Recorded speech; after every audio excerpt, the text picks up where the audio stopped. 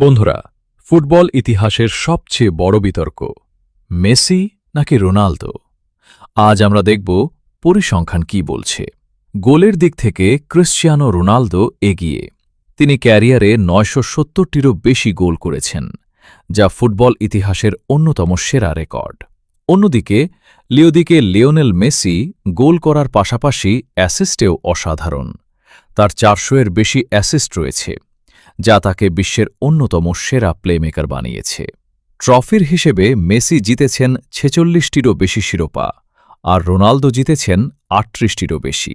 Ballon ডিওরের দিক থেকেও Messi এগিয়ে। তার রয়েছে ৮টি ব্যালন ডিওর, যেখানে রোনালদোর রয়েছে ৫টি। বিশ্বকাপ জয়ের স্বাদ পেয়েছেন মেসি, কিন্তু রোনালদো এখনও সেই ট্রফি জিততে পারেননি। তবে চ্যাম্পিয়ন্স লিগের শিরোপায় রোনালদো এগিয়ে, তার রয়েছে ৫টি আর মেসির ৪টি। এখন প্রশ্ন হল, আপনার কাছে ফুটবলের আসল গোট কে, লিওনেল মেসি নাকি ক্রিশ্চিয়ানো রোনালদো?